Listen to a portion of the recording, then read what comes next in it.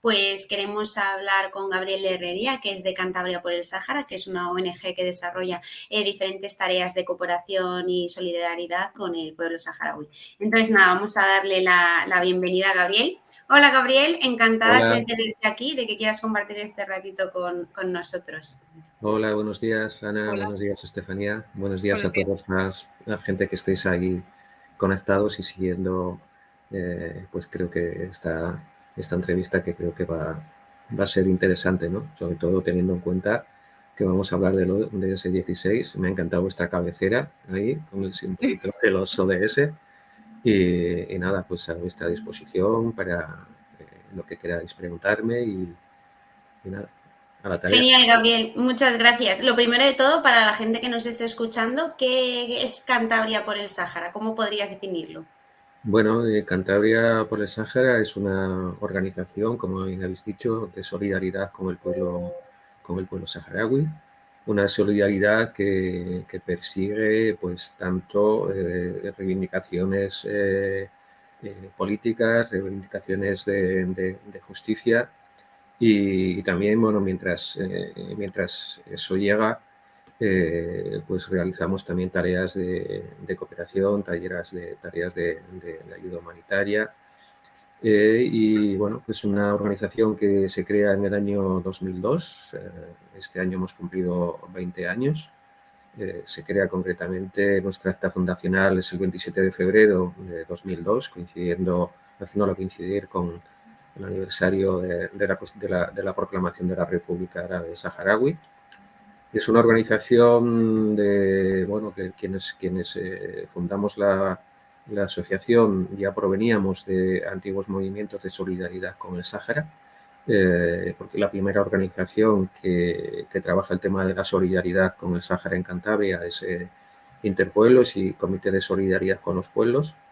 Y mucha de la gente que formamos Cantabria por el Sáhara en 2002, pues proveníamos ya de varios años, concretamente desde el año 93-94, que veníamos trabajando ya en tareas de solidaridad con el Sáhara. Genial, pues un buen contexto de lo que es la asociación y para todas las personas que nos están viendo y que no sepan nada del conflicto, pues nos podrías hablar un poco de cuál es la situación del Sáhara en plan súper resumido o como puedas hacerlo porque entiendo que es un tema súper denso, pero para que la gente se haga una idea y tenga como una base sobre la que partir y no conozcan este tema. Sí, ciertamente hablar del Sáhara llevaría mucho tiempo, ¿no? Son muchos los aspectos que habría que abordar. Pero resumiendo mucho, bueno, el Sáhara fue una antigua colonia española a finales del siglo XIX, en la conferencia de Berlín. Los países europeos se reparten el mapa del continente africano. Si vemos el mapa actual de África, vemos que está trazado como con tilalíneas, ¿no? Respondiendo pues a los intereses de cada potencia europea, ¿no? A España le correspondió el Sáhara Occidental, donde ya llevaba unos años de presencia eh, anteriormente.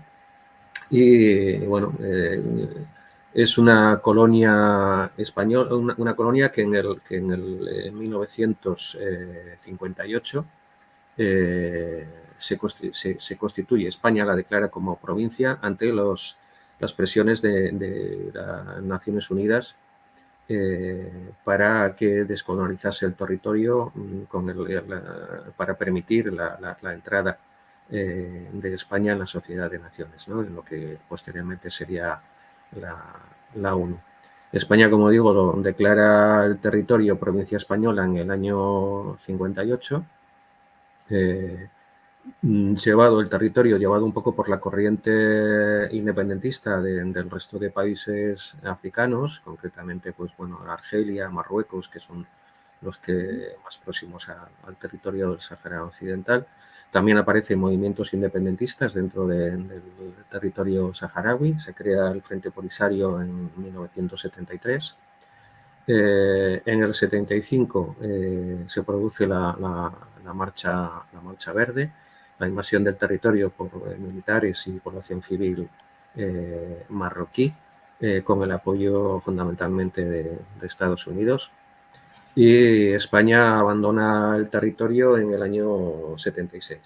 A partir de ese momento, el ejército marroquí y mauritano, a quienes España había entregado el territorio en los acuerdos tripartitos de Madrid firmados el 14 de noviembre del 75, invaden el territorio militarmente y se produce pues, un genocidio, sobre todo fundamentalmente por parte de Marruecos, lo que obliga a la población saharaui, a una gran parte de ella, a huir hacia Tinduf, en Argelia, muy cerca de la frontera del Sáhara español.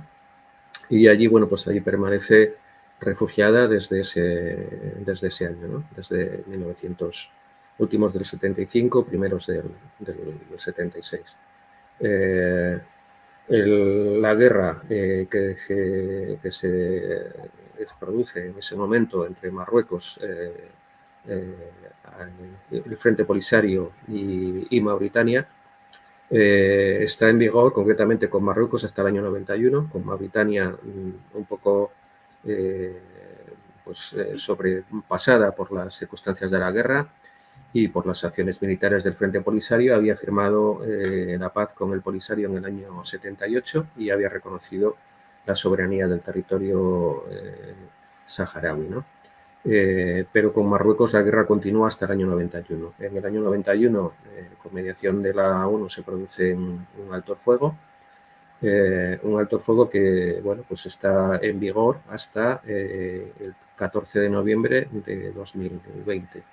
El día anterior, el día 13 de noviembre, Marruecos había incumplido de manera flagrante las condiciones del alto el fuego, atacando a población civil saharaui que protestaba pacíficamente en el paso del Guerguerat, un paso abierto ilegalmente por Marruecos para el tráfico de mercancías, y bueno, pues por ahí pasaba también bastante droga. Se produce, como digo, esa manifestación civil de civiles saharauis que es violentamente reprimida por militares del frente, del ejército marroquí, que, como digo, incumple las condiciones del alto el fuego al introducirse con elementos militares en una zona de exclusión establecida por la ONU en el acuerdo. Y bueno, pues desde ese momento pues, hay un estado de guerra silenciado. Ciertamente no es una guerra al estilo de la que está teniendo lugar en Ucrania, porque, bueno, pues afortunadamente de momento el escenario de guerra no están siendo las ciudades, está siendo el muro de 2.700 kilómetros que levantó Marruecos, partiendo en dos el territorio del Sáhara Occidental, ¿no? Esas acciones de guerra se están produciendo diariamente, pero con silencio total y absoluto por parte de los medios de comunicación europeos y especialmente de los españoles. ¿Y por qué se está produciendo este silencio? Bueno, yo creo que es fácil hablar, digo, como sociedad, es fácil que podamos hablar de conflictos en los que como Estado o como país no nos sentimos directamente responsables, ¿no? Se habla de la guerra de Ucrania y hay un culpable, según los medios, la URSS, Rusia, perdón. Se habla de Palestina, ¿no? Donde la responsabilidad internacional se encuentra más difuminada, pero realmente no se habla del conflicto en el Sáhara, un conflicto en el que España tiene una responsabilidad especial, porque no podemos olvidar que España sigue siendo la potencia administradora de jure de ese territorio. Y bueno, pues cuando uno de alguna manera se siente responsable de una situación, pues procura esconder esas realidades debajo de la alfombra, ¿no? Hay una connivencia de la mayoría de los grandes medios de comunicación españoles para no hablar de estas cuestiones, ¿no? Y bueno, pues ahí está ese silencio que solamente se rompe pues con medios como el vuestro o como otros medios, como puede ser el Paradio, Diario.es, pero vamos, los grandes diarios y las grandes cadenas de televisión obvien por completo la realidad de esta guerra que se está produciendo en el territorio. Querías preguntar algo antes que digo yo y creo que le he cortado con lo del silencio. Nada, no estoy sorprendida, ¿no? De cómo tapan unas guerras, ¿no? Y luego focalizan en otras, ¿no? ¿Cómo ves esa Bueno, hay separación, ¿no? grandes... Sí, sí, sí. Lógicamente, vamos, o de alguna manera no se han metido con calzador todo lo que venía ocurriendo en Ucrania, ¿no? Sí, Ciertamente es terrible lo que está ocurriendo y es algo que por no se supuesto. puede silenciar, ¿no? Pero lo que no es admisible es esa discriminación que se hace entre unos conflictos y otros, ¿no? Totalmente. En el caso del Sáhara Occidental, bueno, pues hay demasiados intereses por parte de muchas empresas españolas, ¿no? Allí se está explotando ilegalmente los recursos pesqueros, se está explotando ilegalmente la arena. Ahora mismo Marruecos está haciendo con la complicidad de empresas españolas o radicadas en España la explotación energética, ¿no? Bien, fundamentalmente por las aerogeneradores, ¿no? Aquí tenemos una empresa radicada en Reynosa, Siemens Gamesa, que está colaborando estrechamente con el régimen marroquí desde el momento en que está facilitando todos los medios necesarios para que Marruecos saque provecho de la energía eólica y utilice esa energía para la ocupación, ¿no? El 99% de la producción eléctrica necesaria para la explotación de los recursos de fosbucrá, de los fosfatos, viene de producción eólica. Y esa producción es posible por la colaboración interesada, lógicamente, de empresas como Siemens Gamesa, ¿no? Pero hay también está Repsol, por ejemplo, que está facilitando el combustible que hace posible funcionar el aparato represor marroquí. Los tanques, los vehículos todoterreno que controlan el muro se mueven con combustible facilitado por empresas españolas. ¿Y por qué crees, fuera parte, ¿no? Que no se le da un espacio en los medios comunicativos a esta guerra? España no ejerce su labor, ¿no? Como protectora, ¿no? Y No, auxiliar de ello. está claro. España incumple sus obligaciones como potencia administradora. La legalidad internacional establece que en un proceso descolonizador la potencia administradora ha de velar por la integridad territorial, por la integridad física de todos los ciudadanos y ciudadanas que han estado o que están bajo su soberanía como potencia colonizadora. España viene incumpliendo eso desde el primer momento, ¿no? Desde el momento en que de manera irregular, mediante unos acuerdos ilegales de todo punto, como fueron los acuerdos tripartitos de Madrid, entrega el territorio y elude sus responsabilidades como potencia administradora. Una administración que para Naciones Unidas sigue vigente. O sea, España no puede de manera unilateral deshacerse de sus responsabilidades en el territorio, ni España ni ninguna potencia administradora. España lo que tenía que haber hecho es, una vez que se hubiese tenido lugar el referéndum en el que los saharauis hubiesen decidido libremente su independencia o su anexión a España o su anexión a Marruecos, lo que hubiesen decidido en su momento, tendría que haber velado para que ese proceso fuese un proceso que garantizase al 100% tanto la integridad territorial como la integridad física, los derechos de los ciudadanos saharauis. No lo hizo en su momento y esa dejación continúa. No solamente continúa, sino que bueno, pues hemos podido ver cómo incumpliendo también la legalidad internacional, el gobierno de España, concretamente Pedro Sánchez, mediante una carta enviada a Mohamed VI, reconocía como solución válida la autonomía dentro de Marruecos, ¿no? Sin tener en cuenta lo que piensa, lo que tiene que decidir únicamente el pueblo saharaui sobre su futuro, ¿no? Entonces, bueno, al hilo de esa actuación de los distintos gobiernos, han venido actuando también las grandes empresas con enormes intereses económicos en el territorio, y los medios de comunicación, que no tenemos que olvidar que, bueno, son dependientes también de las ayudas del gobierno o de las empresas que los sustentan, ¿no? ¿Y cómo crees que esa autonomía, ¿no?, que dio Pedro Sánchez a Marruecos ha significado, ¿no?, para el pueblo saharaui?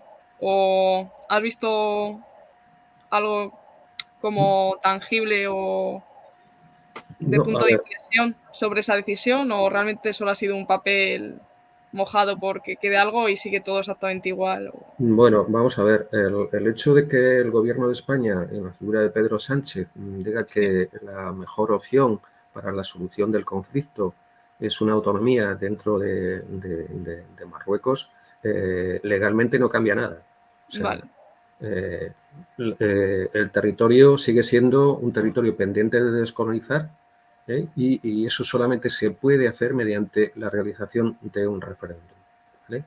Entonces, en ese sentido, lo que sí ciertamente ha hecho esta actuación, ha significado esta actuación de Pedro Sánchez, es dificultar la solución del conflicto, ¿no? Marruecos se siente crecido con este apoyo del gobierno de España,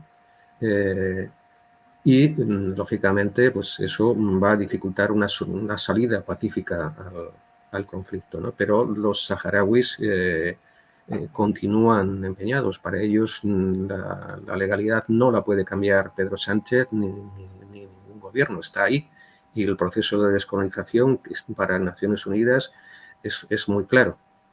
Solamente se puede hacer a través de un referéndum de autodeterminación en el que el pueblo saharaui se le pregunte. Es cierto que se pueden incluir otras opciones, otras preguntas. Se le puede incluir la autonomía, por supuesto que sí, pero desde luego la que de todas formas tiene que ir ineludiblemente es la opción de la independencia. Y bueno, pues eso el pueblo saharaui lo tiene muy claro, ¿no? porque Eh, claro, uy, perdón. Nadie. No, es que me ha entrado la duda de por qué no se lleva ese proceso ya. O sea, o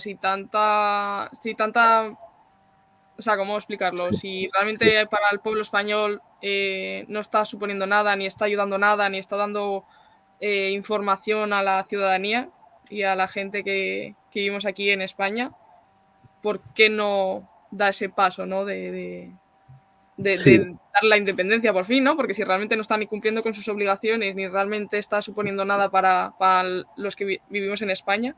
bueno, ¿Sabes cómo? en este caso el papel de España tendría que ser el de promover la realización del referéndum, ¿no? Es el que tenía, por eso cuando se habla de que tiene que ser una solución en el marco de las Naciones Unidas y en el que se tenga en cuenta el parecer, la opinión del pueblo saharaui y bueno, y que hay una coletilla que es algo así como que se pongan de acuerdo las dos partes, ¿no? Es como decirle a alguien que ha sufrido un robo o bueno, que el juez le diga, mire, vamos a llegar a un acuerdo, póngase usted de acuerdo con el ladrón y vamos a ver si solucionamos esto. Usted le da una parte de lo que le ha robado, que se lo quede y con esto ya pues a ver si el ladrón se queda satisfecho, ¿no? Es un poco lo que le están proponiendo al pueblo saharaui, ¿no? Que se ponga de acuerdo con Marruecos. Y, ¿no? Si es que el pueblo saharaui no tiene por qué ponerse de acuerdo con Marruecos. El pueblo saharaui lo que exige es que se cumpla la legalidad internacional, quiera Marruecos o no quiera. ¿Cuál es la diferencia? ¿Cuál es el cinismo de las Naciones Unidas y de la sociedad en general? Bueno, cuando hay conflictos entre países, hay dos formas de resolverlos, ¿no? El capítulo 6 o el capítulo 7. El capítulo 6 establece que la ONU tiene que instar a las partes a que se pongan de acuerdo y que buscan una solución al conflicto que les enfrenta, ¿no? Cuando la ONU entiende que hay un conflicto que no se resuelve porque una de las partes incumple sistemáticamente la legalidad y no tiene ninguna voluntad de solucionarlo, aplica el capítulo 7. ¿Cuál es el capítulo 7? El capítulo de la fuerza. Bueno, si tú no cumples la legalidad internacional, Naciones Unidas está en su perfecto derecho de aplicar la fuerza para solucionar ese conflicto. Eso es algo que nunca le van a aplicar a Marruecos, a pesar de que incumple reiteradamente la legalidad internacional, vulnera los derechos humanos de la población saharaui en los territorios ocupados del Sáhara Occidental. ¿Por qué no se lo van a aplicar? Pues fundamentalmente porque eso es una resolución del Consejo de Seguridad. Consejo en el que Francia es miembro permanente y siempre va a bloquear cualquier intento de aplicación de la fuerza sobre Marruecos para solucionar este conflicto. Pero no solamente la aplicación de la fuerza, porque también reiteradamente se ha pedido que en los cascos azules, la MINURSO, que es la misión de Naciones Unidas presente en el territorio, para garantizar en su momento el alto el fuego. Ahora, lógicamente, como después de 2 años de guerra, pues no está garantizando nada de eso, ya el alto el fuego ya se rompió. Pero es la única misión de Naciones Unidas en un territorio en conflicto que no tiene competencias en la vigilancia y observación del cumplimiento de los derechos humanos. ¿Por qué no lo tiene? Pues porque cuando en el año 91 se establece el alto el fuego y la presencia de una misión de Naciones Unidas para la organización del referéndum, que eso es lo que significa MINURSO, Misión de Naciones Unidas para la realización de un referéndum en el Sáhara Occidental, pues Marruecos se negó de plano a que esa misión tuviera al mismo tiempo competencias en la observación de los derechos humanos, ¿no? Bueno, esa situación se mantiene hasta ahora. Y cuando en alguna ocasión incluso Estados Unidos se ha mostrado dispuesto a que MINURSO tuviera esas competencias, Francia lo ha bloqueado, ¿no? Entonces, bueno, pues esa es la realidad que se vive, o sea, y va a ser muy difícil que desde Naciones Unidas haya una imposición para que se cumpla la legalidad y finalmente se pueda realizar ese referéndum.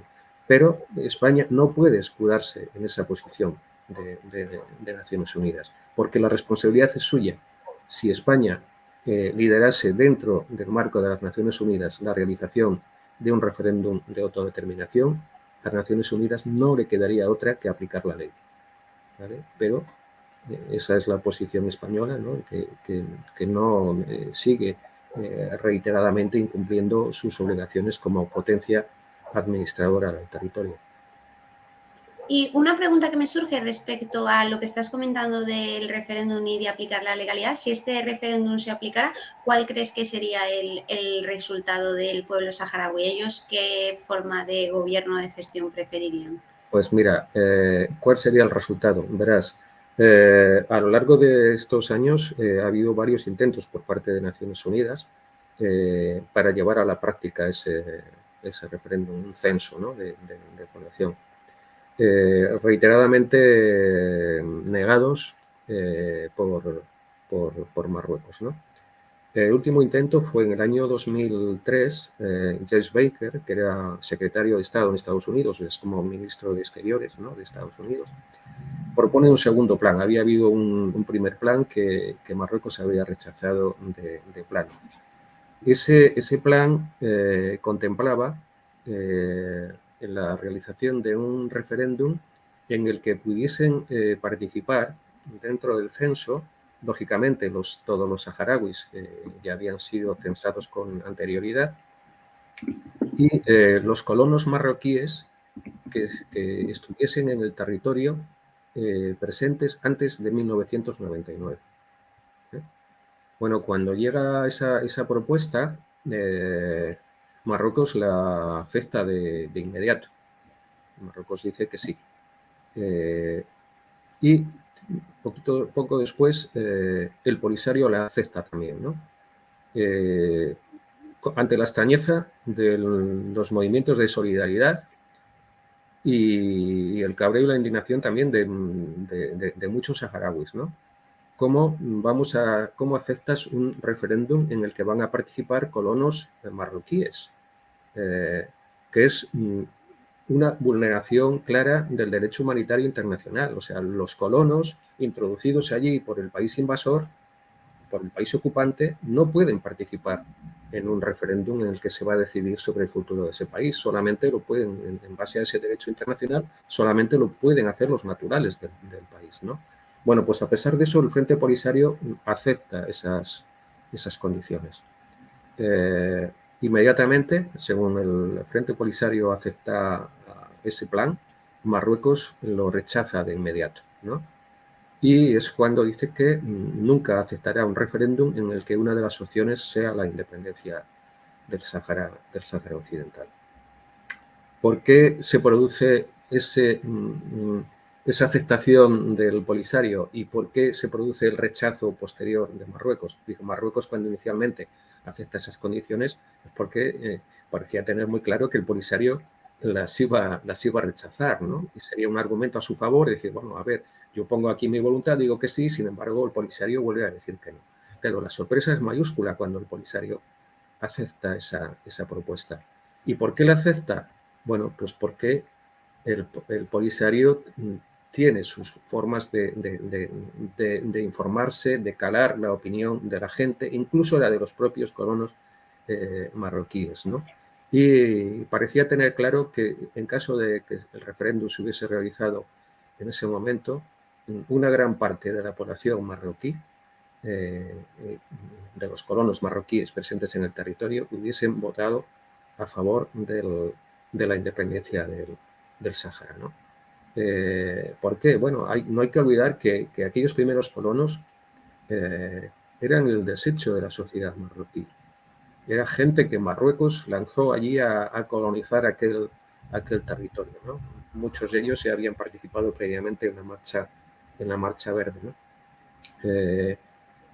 Está claro que cuando Marruecos da marcha atrás es porque tiene serias dudas de si su propia población, los propios ciudadanos marroquíes, iban a votar a favor de la independencia. Y por eso inmediatamente da marcha atrás, ¿no? ¿Qué ocurre a partir de ese momento? Bueno, pues a partir de ese momento Marruecos inicia una política brutal en los territorios ocupados, implicando en ella pues, a paramilitares, delincuentes traídos expresamente de Marruecos, que generan una situación de miedo, de enfrentamiento con la población saharaui, ¿no? Hasta ese momento, ambas sociedades, la marroquí y la saharaui, pues mantenían una relación, si no cordial, sí al menos normalizada, ¿no? Como ciudadanos allí. A partir de ese momento en el que a Marruecos le entra la duda de cuál sería la opinión de sus propios colonos ante un hipotético referéndum, pues se lanza una política brutal, como digo, para crear esa división entre ambas sociedades, ¿no? Entre los marroquíes y los saharauis, ¿no? Pues asesinatos, violaciones, asaltos a comercios de ciudadanos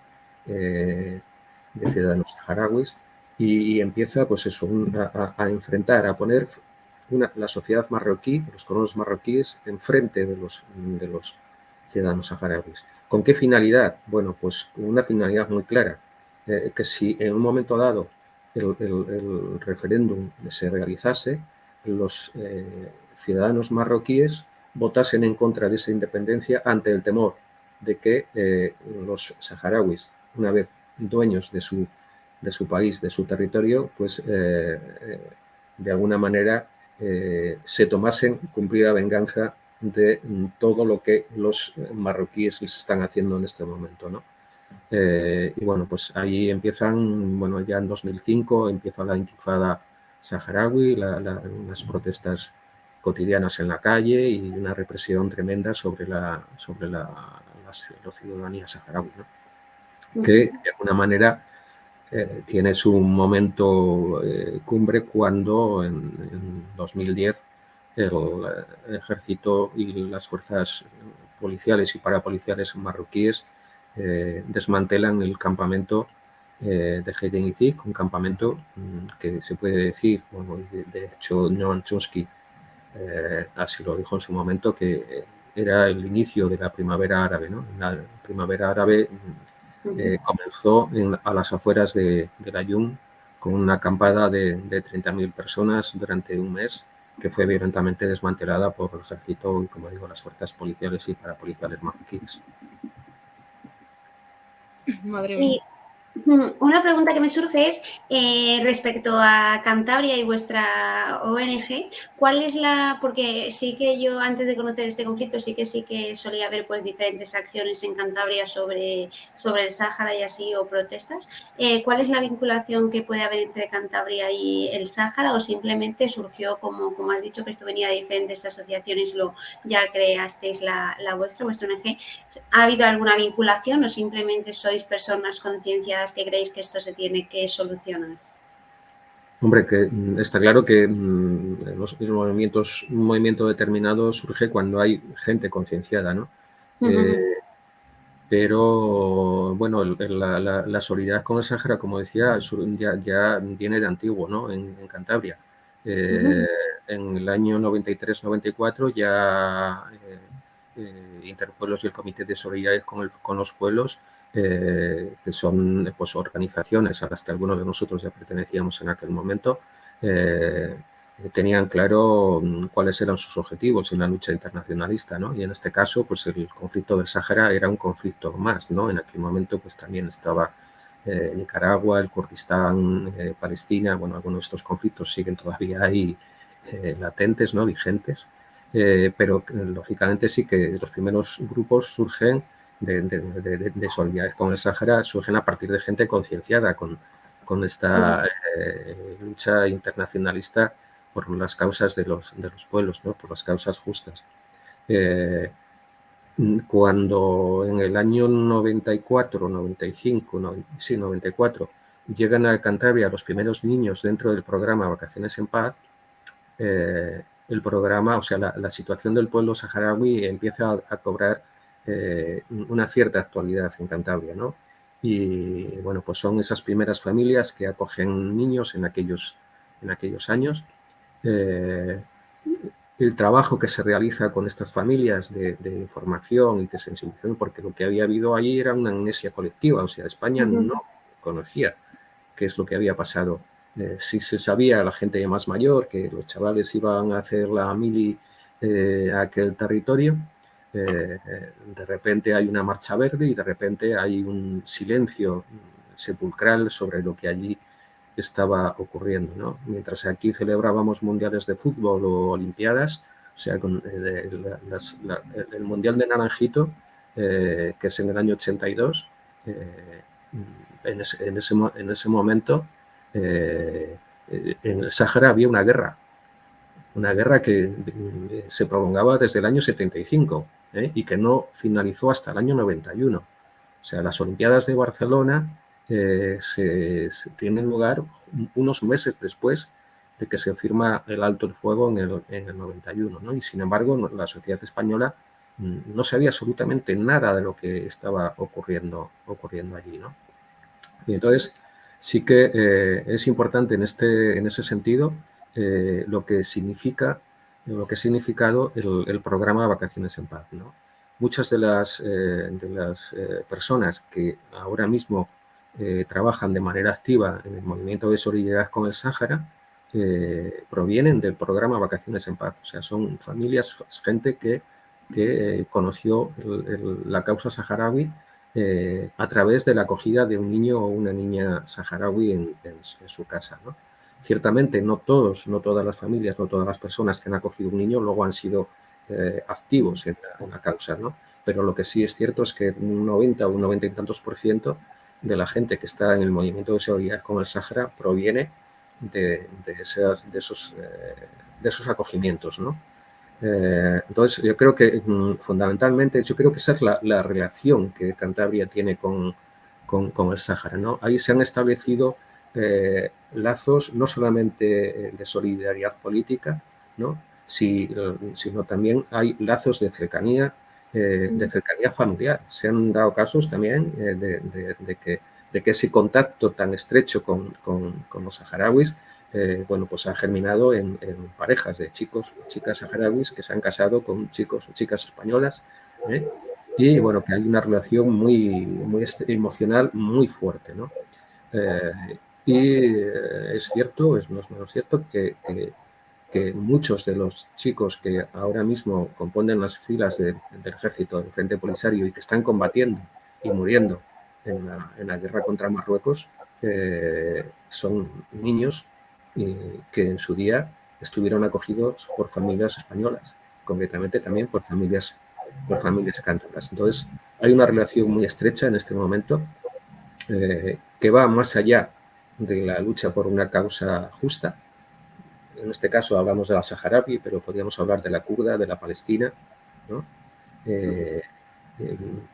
Porque se han generado unos lazos estrechísimos a través del programa de acogida, ¿no?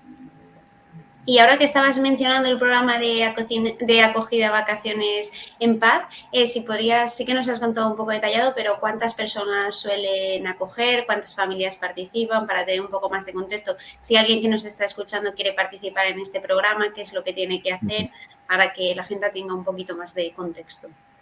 Pues sí, efectivamente, claro.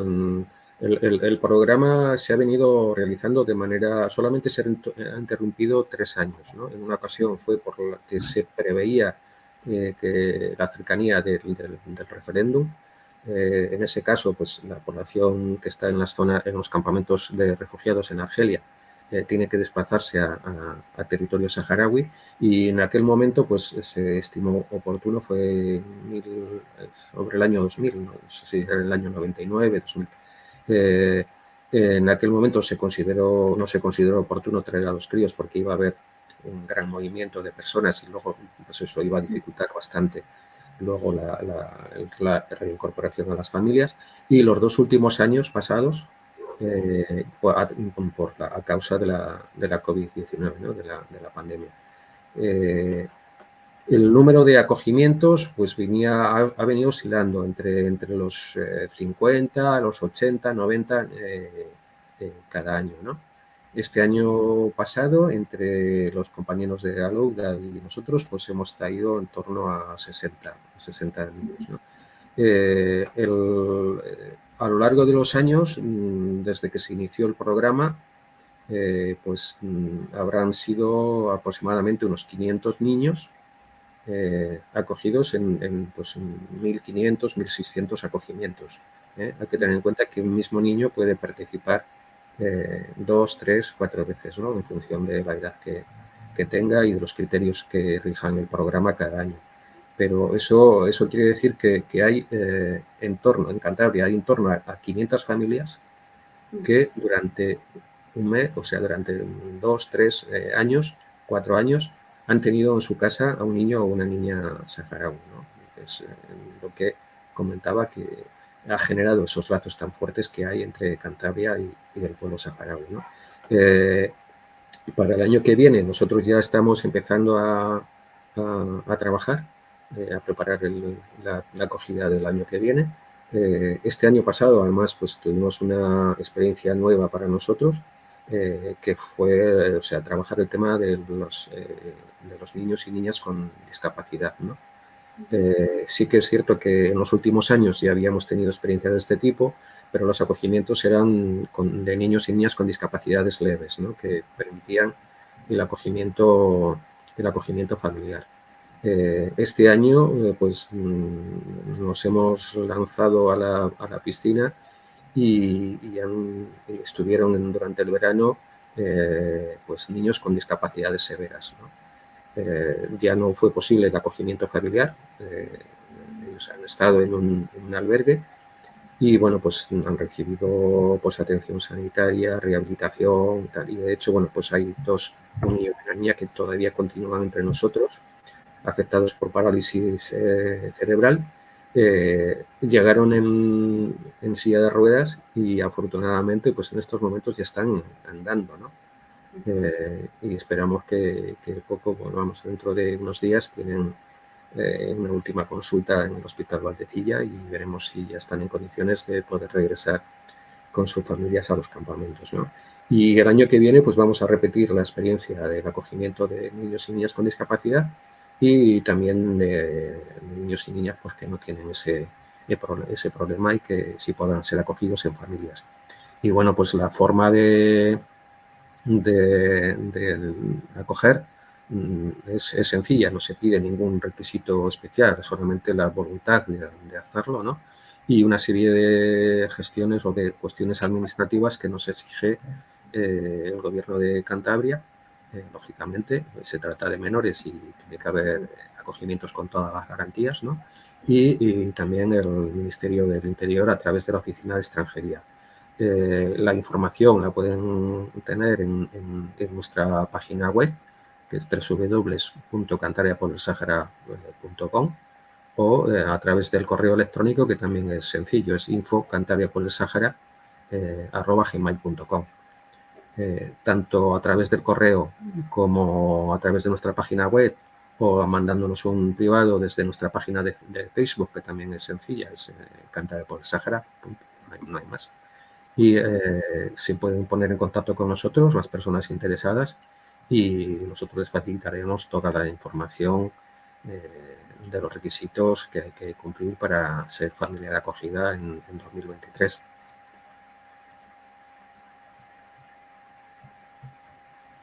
Genial, pues nos quedamos con esas páginas, con el Facebook, con la página web, y cualquier familia que nos esté escuchando o que nos escuche más tarde y quiera ponerse en contacto con vosotros, pues que puede hacerlo. Hay tantos temas que tratar que se nos estarán ocurriendo millones de preguntas, ¿no?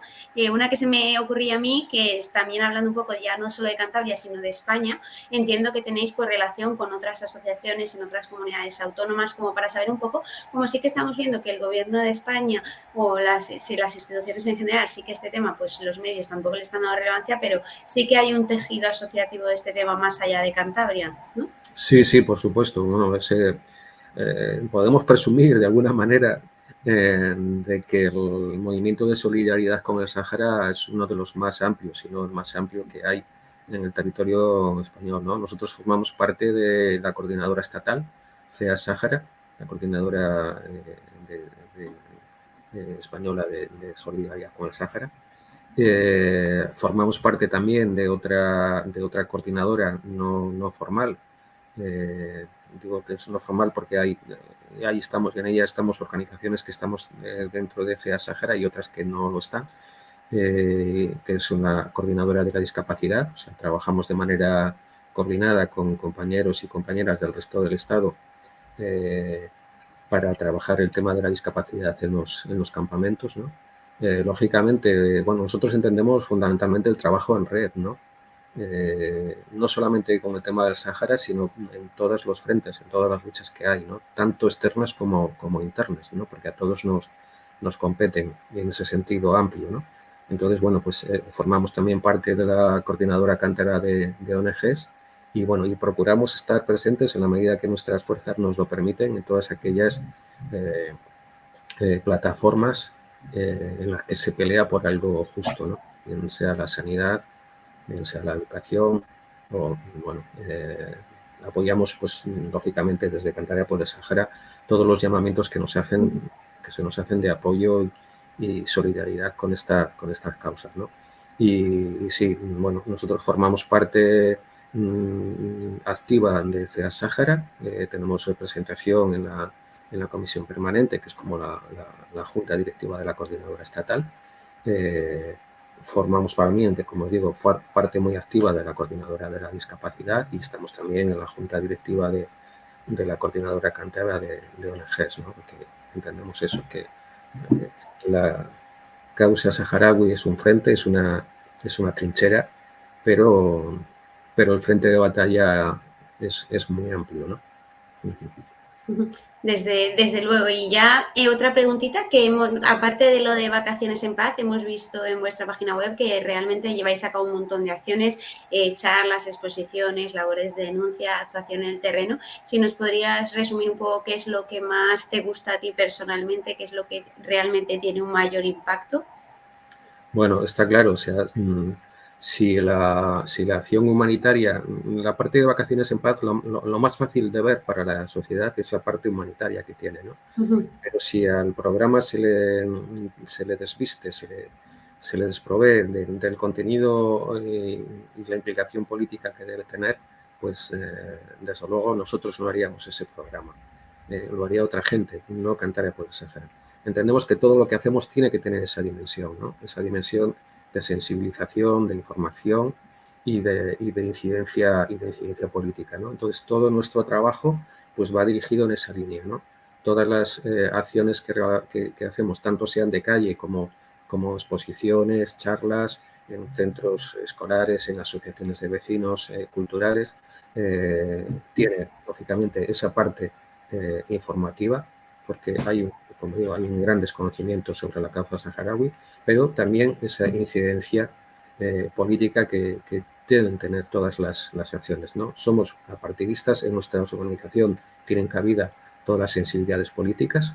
Lógicamente, unas personas en función de esa sensibilidad pues es más fácil que se integren, ¿no? en nosotros, en nuestra organización, pero somos apartidistas, pero somos claramente políticos. No podemos hablar de solidaridad y de pelea por la justicia sin ese componente político, ¿no? Y en ese sentido, bueno, pues todas las acciones que realizamos, entendemos que son necesarias, ¿no? Quizás aquella que más satisfacción nos produce también es el trabajo que realizamos con las zonas ocupadas, ¿no? Con territorios ocupados. Por un lado, por la gran dificultad que hay para trabajar con ellos, con las personas activistas que trabajan en territorio y que están sufriendo directamente la represión marroquí. Es difícil porque ellos ya lo tienen difícil de por sí, están muy controlados, impiden de manera sistemática la entrada de cualquier persona susceptible de ser sospechoso para las autoridades marroquíes, impiden la entrada de periodistas, impiden la entrada de parlamentarios, impiden la entrada de miembros de organizaciones de apoyo o de derechos humanos, ¿no? Entonces, el trabajo allí es realmente difícil, ¿no? Y a nosotros, pues, de alguna manera nos admira y cómo hay personas, ¿no? que están arriesgando todo, están arriesgando su vida, están arriesgando su libertad por hacernos llegar lo que ahí está ocurriendo, ¿no? Entonces, en ese sentido, pues el trabajo que realizamos con Equipmedia, que es una agencia de información que trabaja sobre el terreno, pues para nosotros es fundamental, ¿no?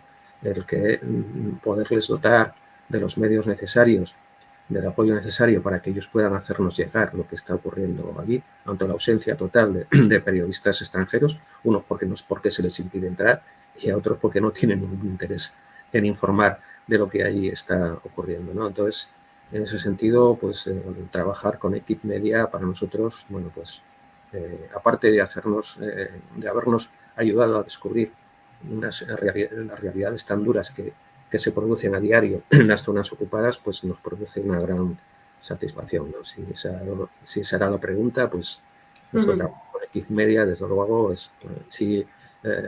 estaría bien porque podemos facilitaros su contacto, que en algún momento pudierais hablar directamente con ellos y que os contaran cómo es el día a día de un periodista en las zonas ocupadas, ¿no? Periodistas, mira, hay una de las profesiones o de los estudios que están prohibidos para los saharauis. En el territorio ocupado no hay facultades, no hay universidades. O sea, para cursar estudios superiores tienen que desplazarse a territorio marroquí. ¿Sabéis cuál es una de las carreras que no pueden cursar los saharauis? ¿A que os lo imagináis? Sí, periodismo. Efectivamente. El periodismo está vetado para los saharauis. Entonces tienen la desfachatez, las autoridades marroquíes de condenar a chicos o chicas que están en medio de una manifestación grabando con su teléfono móvil o con una pequeña cámara de vídeo por intrusismo profesional. Por estar haciendo periodismo sin tener la titulación para ello, ¿no? Son, bueno, pues algo rocambolesco, ¿no? Lo que hace Desde luego. Una pregunta que no te hemos hecho al inicio del programa para ir acabando. Nos gustaría saber, como preguntamos a todos nuestros invitados, qué es para ti la sostenibilidad y cómo la definirías así brevemente. Dentro de este ámbito. Dentro de este ámbito y dentro de este ámbito. Bueno, hablar de sostenibilidad, por ejemplo, en un campo de refugiados es realmente complicado, ¿no? Cuando nosotros presentamos algún proyecto de cooperación a desarrollar en los campos en el campo de personas refugiadas de Tinduf, pues una de las cuestiones que se tienen en cuenta es la sostenibilidad, ¿no? Que un proyecto sea sostenible. Es complicado hablar de sostenibilidad en un medio tan hostil, ¿no? Cuando lo que prima por encima de todo es la supervivencia diaria, ¿no? Hablar de sostenibilidad, de economía circular, de no reciclar, sino de reutilizar, bueno, es que allí a ellos les toca. A ellos les toca por narices, ¿no? Lo tienen que hacer. Un ejemplo. No recuerdo cómo se llama la bandejita, pero yo recuerdo mi primer viaje a los campamentos, fue en el año 96, ¿no? Y para lavarme las manos en la jaima antes de comer, pues es un recipiente en el que tú te lavas las manos, o sea, te echan el agua para que te laves las manos, pero ese agua se recoge en un recipiente que queda por debajo de la bandeja, ¿no? Ese agua no se tira, ese agua se utiliza. No se utiliza jabón para lavarte, de forma que ese agua se pueda reutilizar, por ejemplo, para dársela de beber a las cabras o para regar unas 4 plantucas que pueden tener a la sombra de la jaima, ¿no? Cuando vas al baño, a la letrina, es que es un pequeño hueco hecho con ladrillos, o sea, con adobe, ¿no? Y hay un pozo séptico a la parte de abajo. Cuando a ti te dicen, no, si vas a hacer tus necesidades, hazlas primero y dúchate después, ¿no? La ducha está puesta en un nivel superior a lo que es la baza turca, ¿no?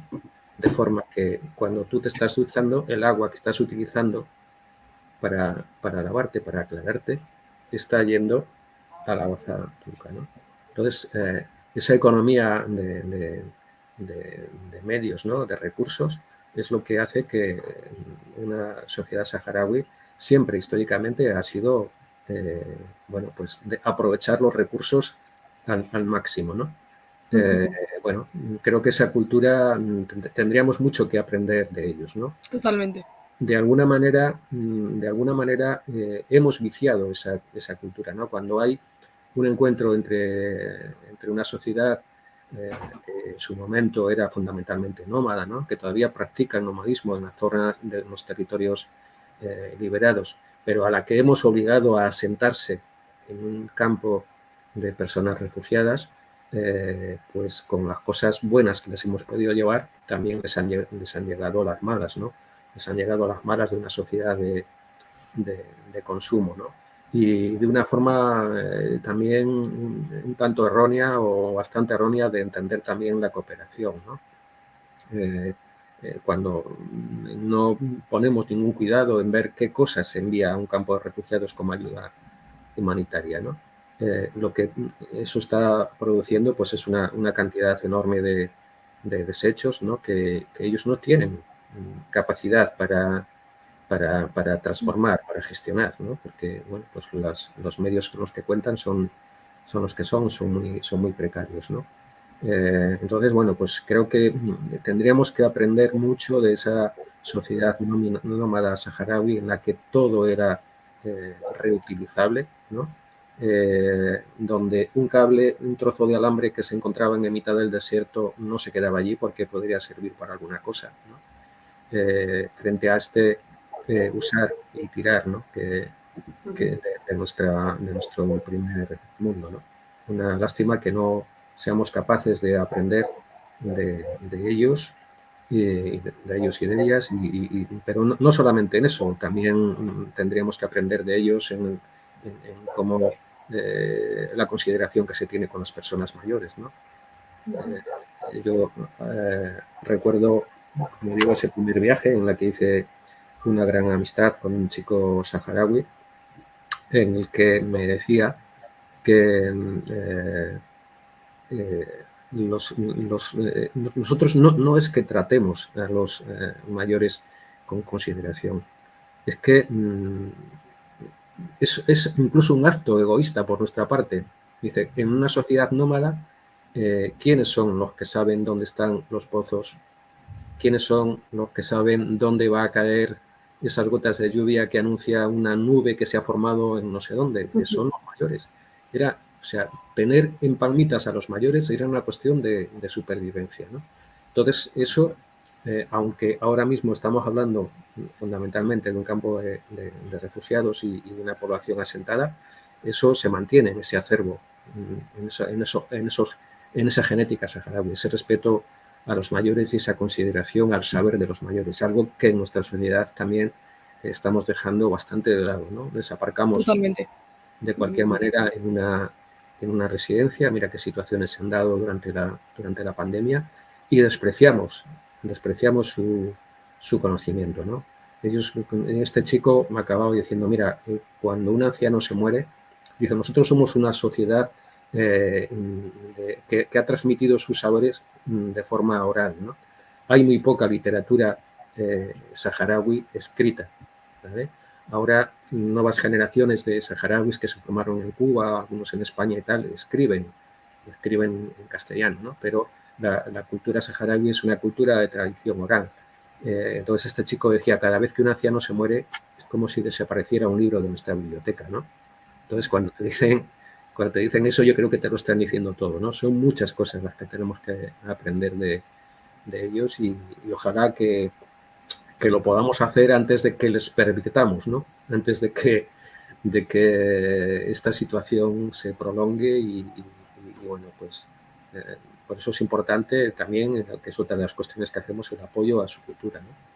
Su cultura y sus tradiciones, ¿no? Y el respeto a que por muy cercanos que estamos, no son igual que nosotros, tienen una cultura que hay que respetar, que hay que conservar y que, bueno, hay que apoyarles para que lo puedan hacer, ¿no?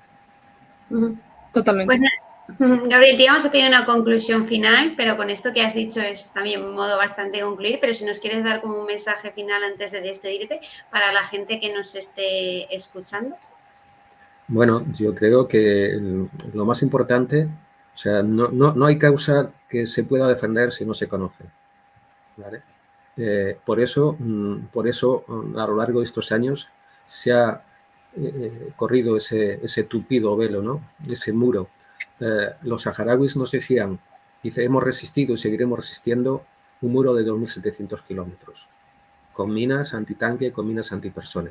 Pero lo que no podríamos resistir es el muro de silencio.